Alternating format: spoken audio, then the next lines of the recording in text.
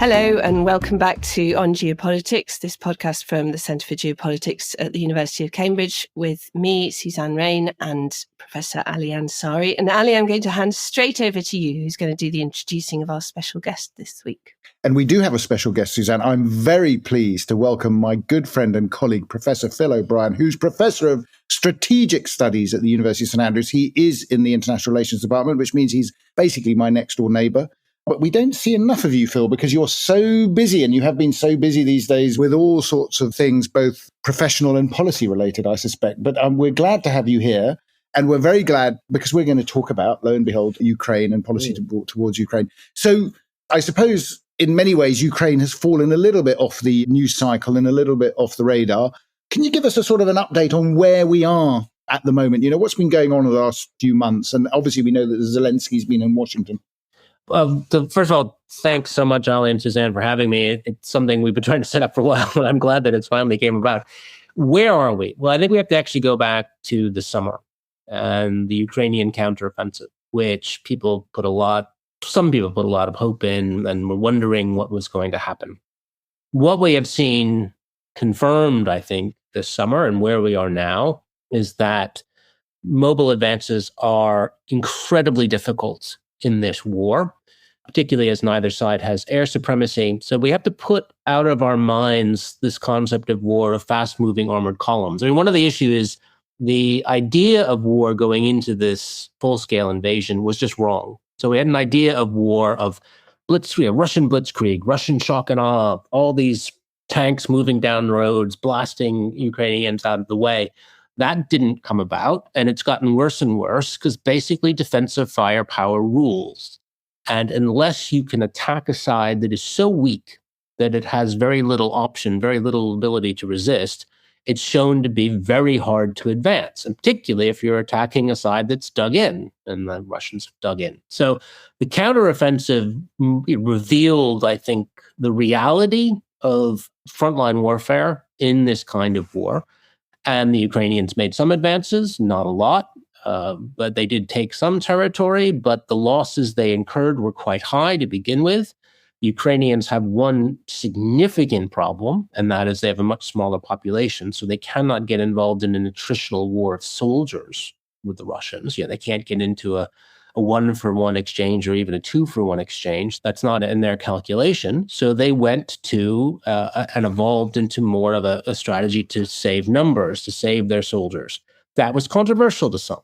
I actually think not. I think that was the only option they could have had, because I don't believe had they thrown everything into one great assault, it would have made any difference. It probably would have just increased losses. So we have had the situation where the counteroffensive made some small advances and then has reached a stage of relative stasis, or actually going the other way now, because at the same time, U.S. aid for Ukraine has really shrunk. So the last 4 months, the Biden administration has given less to Ukraine than they were giving last spring in 1 month. So really, the deliveries to Ukraine have gone down significantly.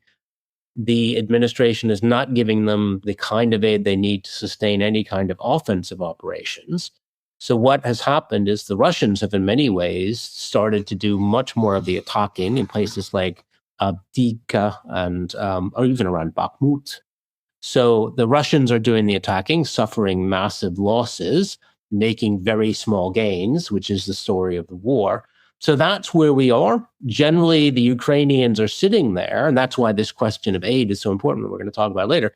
The Ukrainians don't have the kind of weapons in stock now to launch any kind of attacks, because they have not been given a lot in the last few months. They're switching to a defensive posture on the front line, and that's probably where they're going to be for a while until this aid question gets worked out. Phil, can I interrupt? So that's a really good overview of how we've ended up in this kind of entrenched sort of stalemate at the moment. And just to reflect back over some of the decisions that were taken possibly too slowly over the last year and a half or so, one of the arguments was the sooner we get the right capabilities to the Ukrainians, the more capability we give them to basically push the Russians back. And there's an argument that said, because we were so slow over some critical capabilities, that was what enabled the Russians to dig all the trenches and lay all the mines and just get sort of set in there. Is that correct? Yes. I mean, this is something I was screaming about last spring in the Atlantic. That's right. That we have a boys' wargaming view of war that this is, well, there's that, and then there's also a terror of escalation. And what they did with this administration, and I would say other major European powers, certainly like the Germans, is that they have combined to create an aid process whereby Ukraine was given very strictly limited aid in terms of range. And you can, by the way, tell they were given nothing that could attack Crimea. So the United States and Germany have given them nothing that could reach Crimea. So they were given a lot of material, but it was very short-range material that forced them into an attack on the Russian front line. And I think this is a combination of, one, a bad view of war, which is war is decided by battles and the engagement on the front lines. But secondly, it's the result of the administration and others' escalation fears. I mean, Putin, the great success of this war in posturing has been the ability of the Russians to convince the United States that they might go nuclear. And that has absolutely it seems to have gotten itself into the administration's mind, and it has strictly limited what they've given to Ukraine, even though every time Ukraine gets the things that Russia says they're going to go nuclear about, Russia never does, and I don't believe it will. But yes, so we had given Ukraine a great deal of stuff, but it was quite limited stuff. It forced it into this attack on the front line as the only option. And what we saw was the reality of that kind of warfare. So I think that is one of the fundamental questions the administration has to face, is do they want to give Ukraine the kind of material where it could wage a modern war, a fully ranged war throughout all of occupied Ukraine, and indeed help Ukraine, if it wanted to attempt to devise its own systems to attack inside of Russia. Right now, Ukraine is fighting with huge restrictions. Russia can attack anywhere in Ukraine. It can attack with any weapon anywhere in Ukraine, and Ukraine's told you just got to deal with that. Whereas Ukraine can't even attack anywhere in occupied Ukraine. Yeah. It's got very strictly limited weapons, and it certainly cannot attack anywhere in Russia with Western supplied weapons. So it's an asymmetric war in Russia's favor. I find that, it is quite astonishing, actually, how well, in a way, Putin has played the psychological game, the psychological warfare, and the way in which we are being forced to tiptoe around things and to effectively, self-deny. I mean, as Suzanne will tell you, I find lots of rather depressing parallels, I have to say, with Iran. This sort of idea that one has to always be very, very careful in case of escalation. But in actual fact, what this does is it puts you basically at an inherent disadvantage, while the other side can sort of carry on almost at will. Obviously Putin isn't doing necessarily well, but he's obviously playing this game where he's expecting effectively the logistical support for Ukraine to dry out. And it might have happened earlier than he thought. I mean, I think that everyone had assumed that as of last summer, when the Russian attacks failed and the Ukrainians had some success and the line stabilized, that what Putin would do would be play for the November 2024 election in the United States and assume that there was a pretty good chance Trump would win, and there is quite a good chance Trump would win. Yep. There's going to be a two-horse race, and he's one of the two horses, unless something quite substantially unexpected happens. And that if Trump wins, the calculation would have been at Putin at that point. He now has the whip hand. Trump would probably freeze aid to Ukraine. God knows what Trump would do with NATO. And that would be the catalyst for some kind of Russian success in the war. So I think that was a lot of the thinking, was that he was paying for November 2024. Mm-hmm. It might have happened already. So this is all depressing. Yes. And I think one of the reasons that there's less coverage on the Ukraine war is essentially there's a lot less change because of the sort of hardening of the fronts. And because it's quite complicated now, and it's very localized. And because it's so depressing and people can't work out what to do. And we're going to come on to America now, because sometimes when it's really clear that the war is going badly, actually that galvanizes a response. And there were sort of phases during 2022 when, Kyiv was being bombed and things, and everyone said, well, we must help. And sometimes it galvanizes a response, and sometimes it just depresses everybody and then pushes people to thinking, well, there's not really much we can do about it anyway, so why don't we just, I don't think that is what's gone on is a political imperative in the United States. In fact, in a lot of European states, support for Ukraine is growing and becoming hardened. So if you are now in the new Polish government or in Finland, or they're actually ramping up everything they can do. The Finns are starting artillery shell production. And the Germans actually are starting to pledge significant amounts of money going forward, much larger amounts than we've seen in the past. So many European states are actually looking to the future and saying we're trying to make a significant commitment to Ukraine. The problem is the United States, which has provided half the aid to Ukraine. And actually, this is not a case of American public opinion moving against Ukraine. That has not been shown in any opinion polls to be consistent.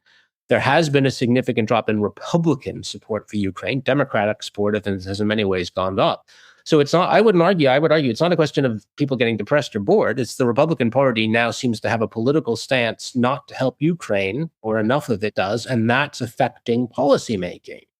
And by the way, to me, it's doubly frustrating because Ukraine can win this war. This Russian army isn't particularly good. I mean, its losses are catastrophic. It functions quite poorly as a military. That the Russians, by the declassified, and by the way, U.S. estimates are on the low side. The U.S. is quite cautious on its estimates. Say the Russians have lost 315,000 soldiers. Goodness. Yep. I saw that, and it's something like 90% of their original fighting force is now killed or injured. So it's extraordinary. They've lost, 3,000 to 4,000 tanks. Wow. Double that in armored personnel carriers, infantry fighting vehicles. They have lost more in less than 2 years than the United States has lost in every war since 1945. All right, considerably more. This is not an efficient fighting force. But what has happened is we've aided Ukraine so poorly that we have allowed this force to be regenerated a few times. I mean, that's been the real mistake, was not giving Ukraine what it needed last summer when the Russian army was on the ropes. That's when, if we had given it ATACMS, if we had given it JASMs, different kind of these range systems, they could have devastated the Russian army. We didn't do it, afraid of escalation. So, if we're saying we're depressed, it's because we've given the wrong thing. This is a beatable Russian army. But I don't actually think it is depression. I think it's a political imperative in the United States, which has just hardened more quickly than, I was more like Putin. I thought it would be November 2024 would be the crucial date. It might be happening right now. And if they can't get a bill through Congress, then American aid in 2025 now will be non-existent. And that would have a huge impact on the war. Can I just ask, this is always something that's puzzled me, but presumably there's an obvious answer. But I've always been curious about, Russian air power. Yeah. And, obviously the Ukrainians are always asking for, supply of fighters and so on. But I've always been struck that, from what I can see, the Russians have never got air superiority, have they? And is this just that the Russian Air Force is also pretty dire? The Russians can't do complex operations. Right. The Russian air power can't do the single most important element of modern air power usage. I don't have whether you want me to be too nerdy in this podcast. No, please do. Please do be nerdy. This is what drove me a bit crazy about the analysis of the Russian military before February 24th. If you are the U.S. Air Force and you are approaching an air campaign, Desert Storm, something like that, you have one first test, which is actually the hardest thing you can do. And that is what you train for the most. It's an acronym, it's SEAD, S-E-A-D, Suppression of Enemy Air Defenses. It's really hard to do because you have to locate the systems, put the right attacks, vectors on those systems and take them out. Very quick reactions, multiple systems involved. Russians had no experience in this. In Syria, they didn't have anyone firing back at them. So they didn't actually have any experience in running the foundational element of a modern air campaign. But everyone assumed they could do it. But what we have seen is they cannot do SEAD. They cannot suppress Ukrainian air defense.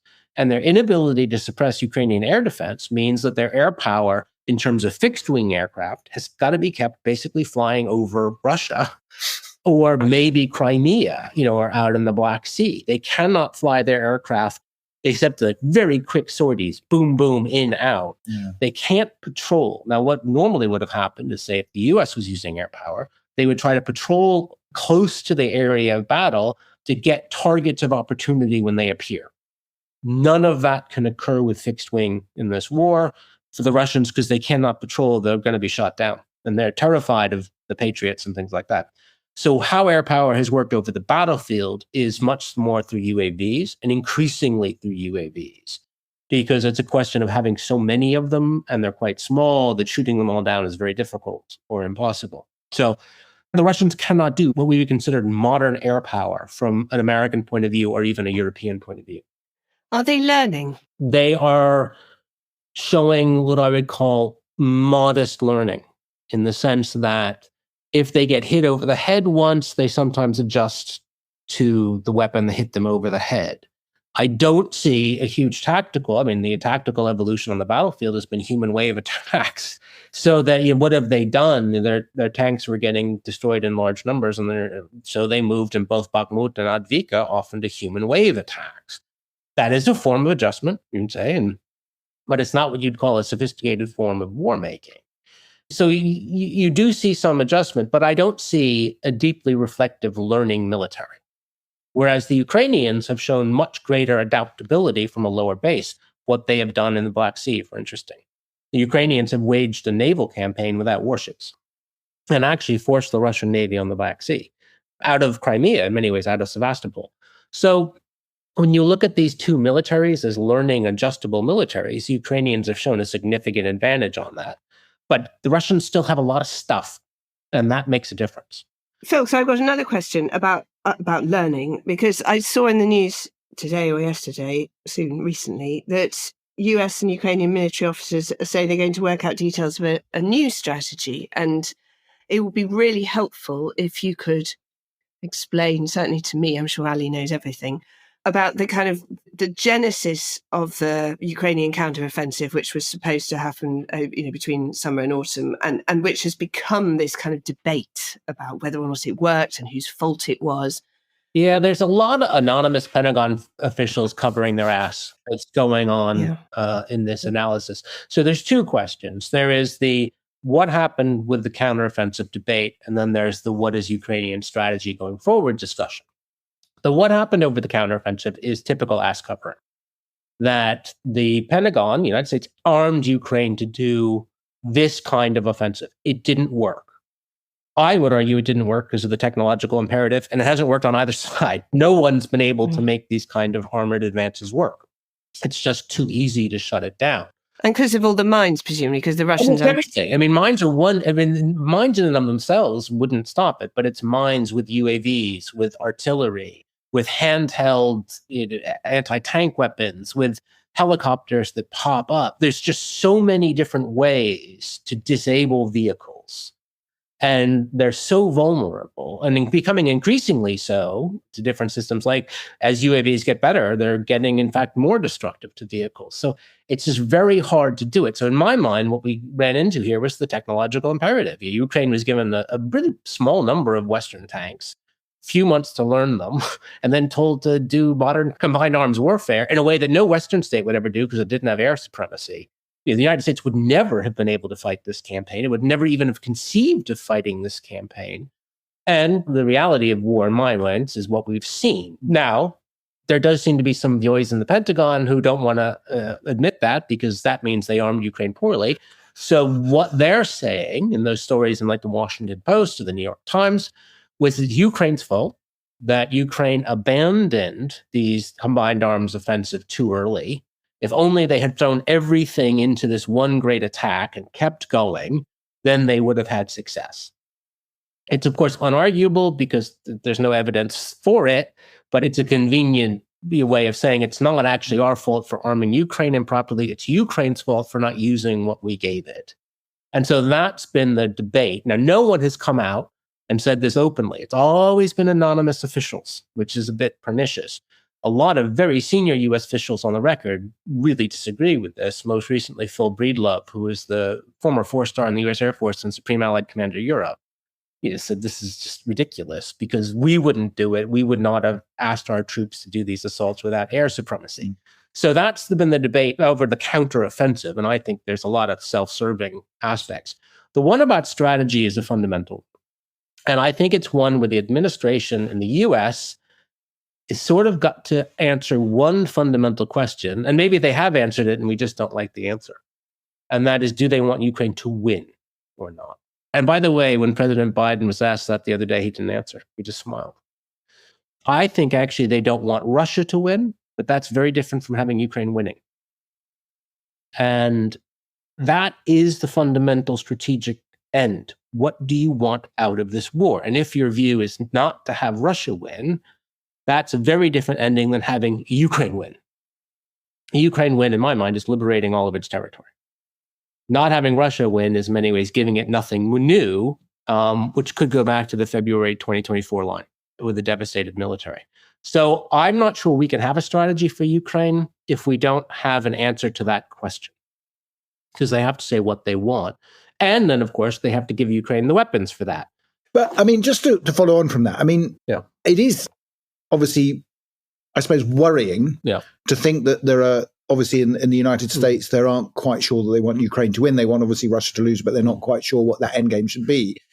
You know, there are some people that say that there is an interest in actually just encouraging the Ukrainians to bleed the Russians dry, if you will, or to bleed the Russians down, but to keep this going. I mean, it strikes me as that's, I mean, when you're looking at the politics of the United States, I mean, there are obviously those that will view it as a deliberate act. Is this not more really the fact that there's indecision at the highest level, essentially, is what's going on? Or maybe there is decision, we just don't like the decision. Right. I mean, I tend to view, I say, don't look at what I mean, even the phrase they use, we'll stick with it as long as it takes, or Putin can take nothing from this war, is very different from saying we want Ukraine to win. And if you add what they specifically say to the weapons they've given, and they've given very, very distinct weapons, then I think we can say, actually, they are not fighting this war to liberate all of occupied Ukraine for Ukraine. I think they're fighting this war to allow Ukraine to survive, hold most of its territory, but prepare the groundwork for a peace deal in the end, which hands over part of Ukraine to Russia. And that seems to be where they're going. So I don't know if there is the indecision. It's just, I don't know if we like the decision. I mean, that's interesting. And I mean, fundamentally, in your view, however, Phil, you think that Ukrainians could win and could take back this territory.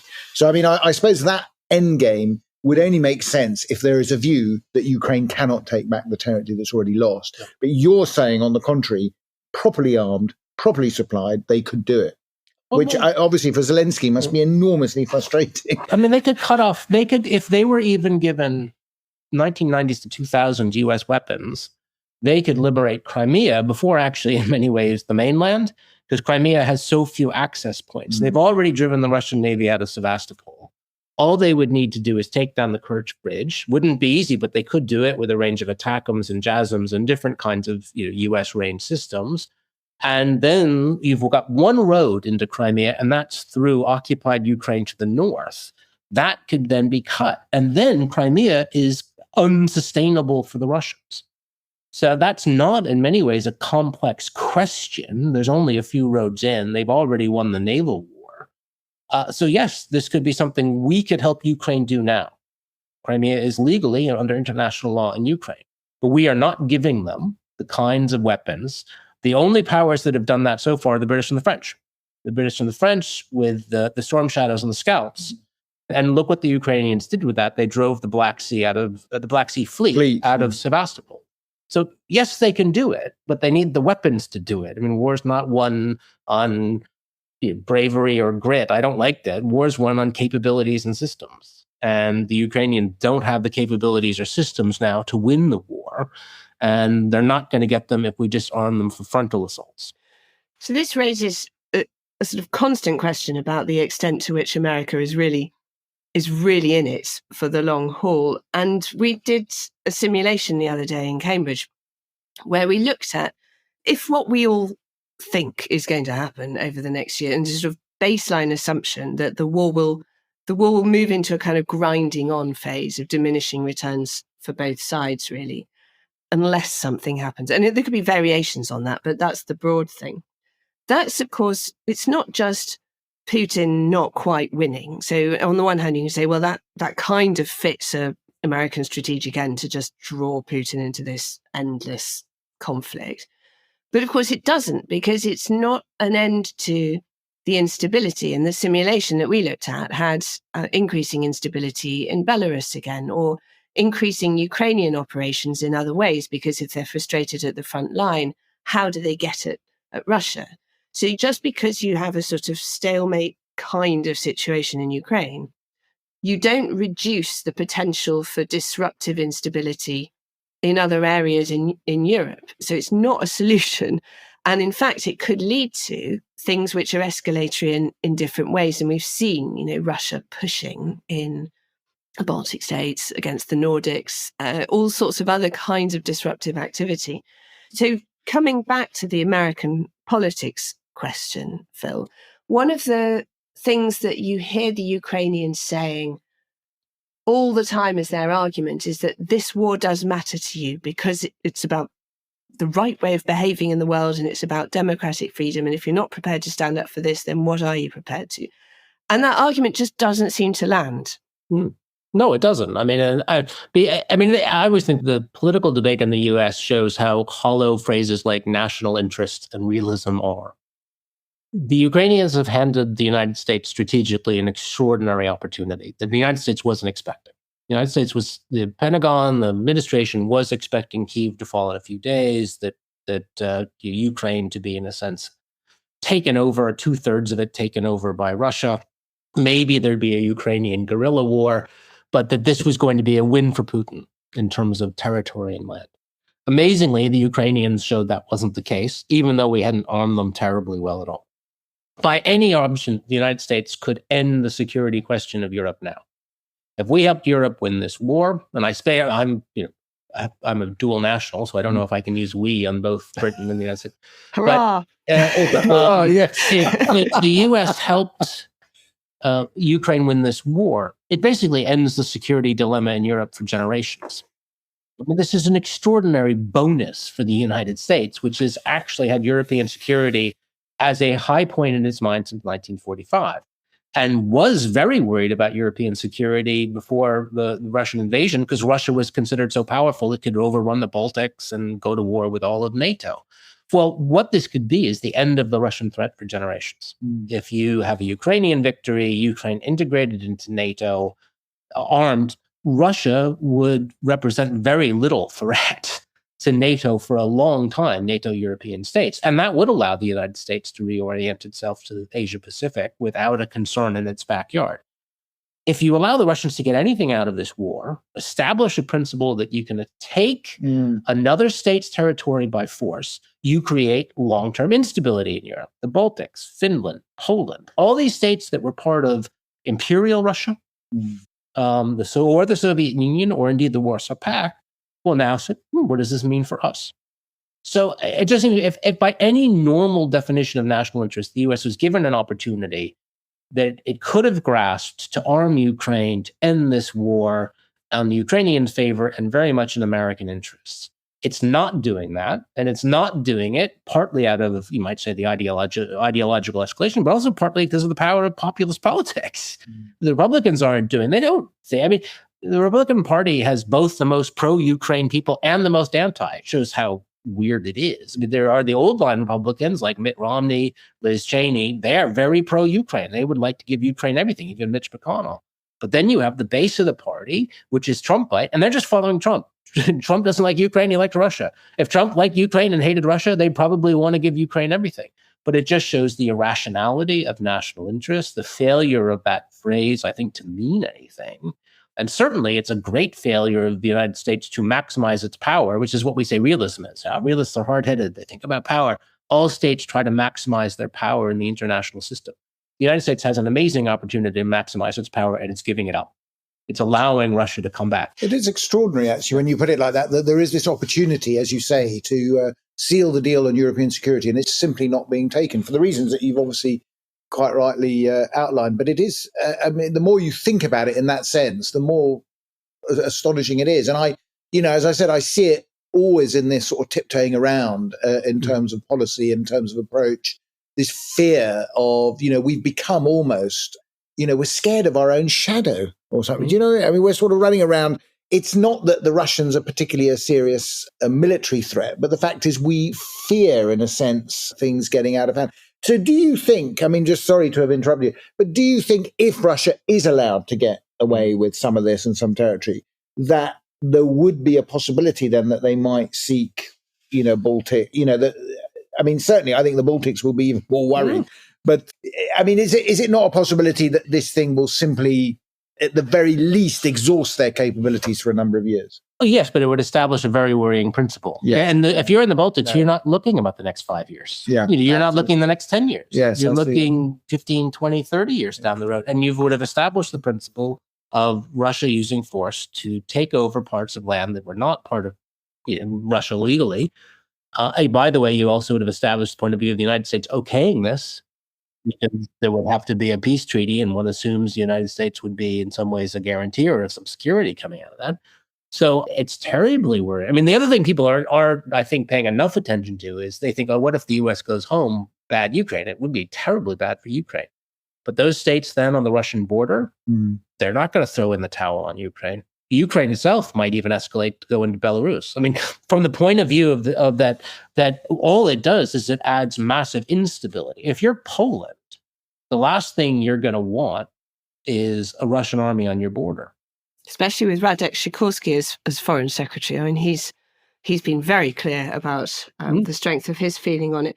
Phil, when I was listening to you talking then, so powerfully articulating why it is in America's interest to essentially move quickly, and I reflect that even allowing for an argument that you might not want to say that publicly because that would sound escalatory, it must be a failure of leadership to make that convincing case. I mean, we can see the ideology, and I don't mean to dump on Jake Sullivan too much, but Jake Sullivan wrote an article in Foreign Affairs that had to be rewritten 4 days later, and it was fascinating what had to be rewritten. Did you know that he published an article in Foreign Affairs on October 3rd? And it was all about how Biden was bringing peace to the Middle East. Honest to God, this was published in Foreign Affairs on October 3rd by the National Security Advisor, which included the line that we have de-escalated crises in Gaza. This was published on October 3rd. It was then entirely rewritten on October 7th afterwards, but they couldn't rewrite the print edition. So if you get the print edition, you get the original article, but on the online one has a completely mealy-mouthed. It really is an example of, what did they do after Beria went? Where they had to cut out Beria out of all the encyclopedias and put in extra pages on the Bering Sea. So basically they did these kinds of things. But the administration seems to think, and by the way, they've said it repeatedly over the summer, that having quiet is de-escalatory. In other words, they mistake crises, the lack of crises, for peace. And so their view... So that is so right. That is so right. Sorry, that's what we're always banging on about. That is the absolutely. trigger. And so therefore, that seems to be their view. So a weapon is escalatory, but actually in many ways, if you want to end the war quickly, as I'm trying to say throughout this thing, if you want to save lives, if you want to stop escalation from occurring, you end a war quickly, and you end a war quickly with Ukraine winning it. That's the way you stop escalation. It's the way you save lives on all sides. It's a way you keep this from becoming a global crisis. So they look at it very differently. They view it as keeping weapons down and making sure certain weapons aren't using because they would be escalatory. But actually, I think we've seen a total failure of that view of the war. That all it's done is it's strung it out. It's helped create this worldwide crisis, which has added other parts of the world that have gone on and put the United States in a weird bind of trying to juggle 3 or 4 different crises at a time when it shouldn't be having to juggle the Ukraine one, at my point. So, yes, I believe it's a failure of outlook and a fundamentally flawed view of what is escalation and not escalation, but that certainly is their view. So that's fantastically clear, and I think very difficult to argue with, but that's just my view. Can we, in our few remaining minutes, turn to the question of Ukrainian politics? Because again, we've had this extraordinary arc of Zelensky's career, and he's been for many months, certainly externally, just the sort of hero personified. he's now being challenged on all sorts of fronts, which is not unassociated with the offensive, which is complicated, and particularly General Zelensky, who is now apparently challenging him politically, which isn't necessarily, it's not an unnormal thing to happen. What's your assessment of how this is playing out? Well, I mean, there's both the external politics of what the Ukrainians are doing, the internal politics. I don't know enough about it. Everyone says there is a Zelensky, not everyone, but a lot of people say Zelensky and Zelensky are sort of competing now, that they're the two big dogs in Ukrainian politics, and Zelensky, and they both are overwhelmingly popular. That's the thing, is they're both extremely popular, that they both have the kinds of popularity ratings that a Western politician would die for. Neither of them want to take the blame for the counteroffensive. I think that's one of the things that's going on. So it's becoming a bit political between them. I don't think, my guess is, either of them would ever move against the other right now. I can't believe, what do I know, but Zelensky would ever get rid of Zelensky, or that Zelensky would declare against Zelensky wouldn't make much sense. If one of them goes, if Zelensky goes, then that's a sign of real crisis. I think if Zelensky, I don't think this will happen, but if Zelensky did fire Zelensky, then I think you could say there's a real political crisis going on in Ukraine. The more interesting question internationally is whether they have these elections. And that by all rational ways, you should say it's almost impossible to have the elections. A lot of the country is still occupied. It's a country at war. How do you do campaigning in a situation where you're fighting this war? If you look at Britain in the Second World War, they suspended elections. Oh, absolutely. Yeah, that's a situation where many countries are under attack suspend them.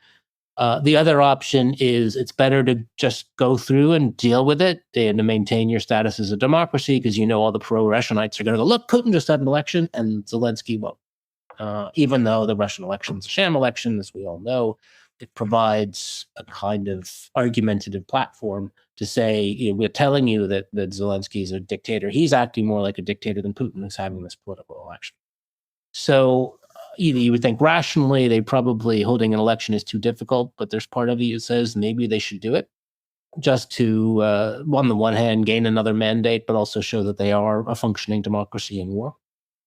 Is there pressure from the Americans? I mean, because we saw these, and Ali and I had a conversation on one of our episodes about, visits from Americans saying, you've got to hold them. You've got to have an election because it's important to show you're a democracy. I mean, I would, we were sort of agreeing with you that the idea of having an election in the middle of a war where, half your country is occupied seems to be slightly ambitious. But do you think in a way, Zelensky obviously in Washington, do you think some Republicans will have said to him, look, it'll be much easier for us to give you the money if you show that you've had an election? The only way the U.S. will have any influence is if they keep giving aid. I mean, the U.S.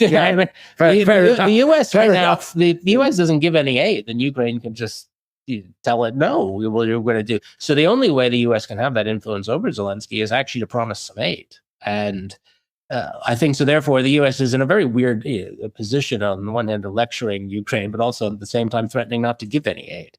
So I think if they went to the Ukrainians, here's your aid, and have the elections as part of the aid coming in, then probably the Ukrainians would do it, because the aid is so important to Ukraine that in the short term, that military aid is vital. And then, as I've said, they've already dried up now, so it's not like the aid would stop fund coming in on January 1st. The aid over the last few months has been very small. It's been about just over $1 billion a month, which might sound like a lot, but it's nothing to a modern war. I mean, you use that up in Kleenex.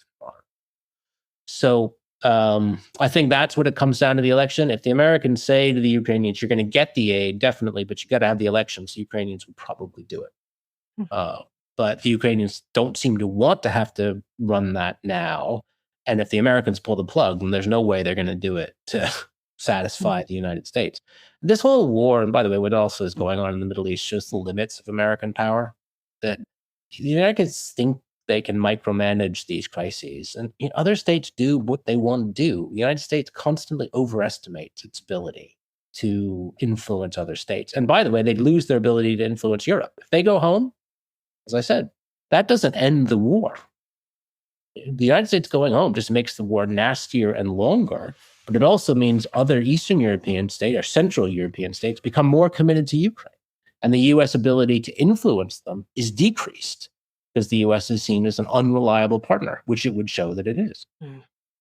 It's interesting, puts the UK in an interesting position that I haven't really thought through entirely, but the UK has always has always maintained that the specialness, in brackets, in quote marks, but the closeness of its relationship to America is in part a strategy in order to be able to influence America to act essentially in either in a way that we think is a good idea or actually to help us.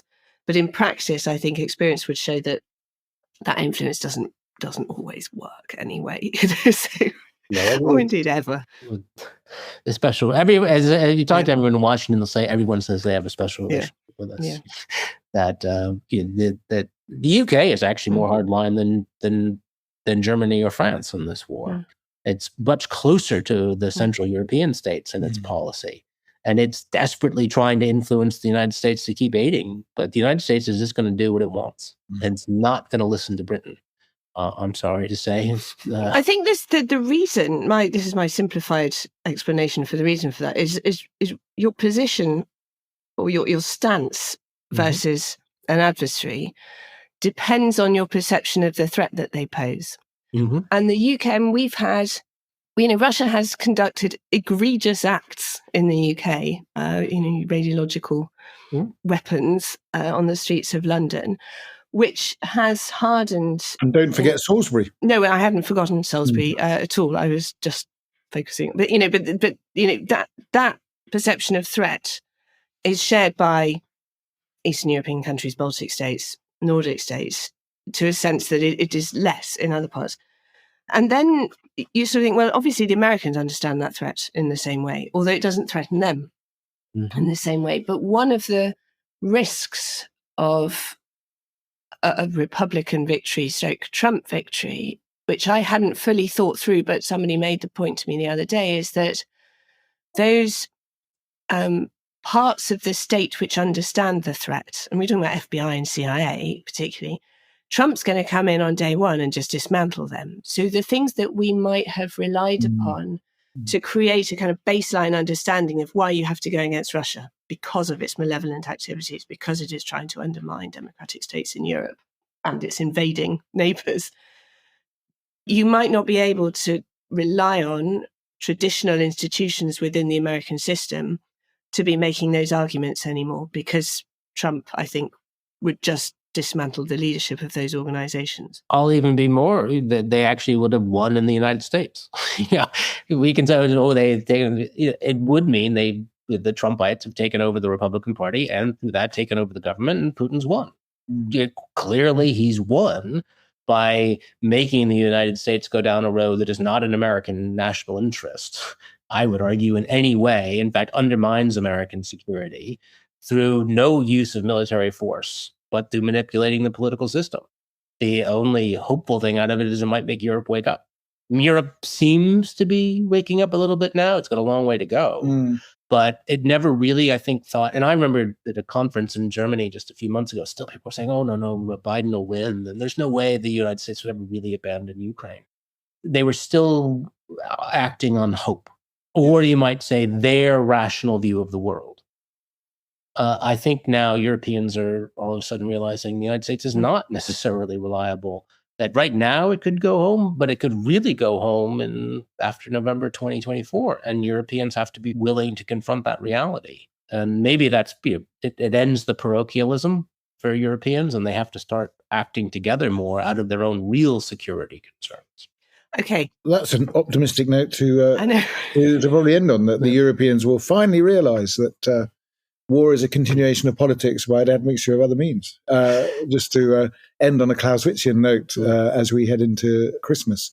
Anyway, I think that's it. That's it, isn't it? So I just want to say, I wanted to thank you, Phil, for taking time out, particularly at this very busy time of the year, I have to say, to come and chat to us about Ukraine and the consequences and the wider political environment, which I think is, how should we say, it's a bit of a cold shower in some ways, but it's something that we need to really keep an eye on, because I think more than in many ways other events going on in the world, this is going to be much more significant in its consequences in the long term, certainly for European security.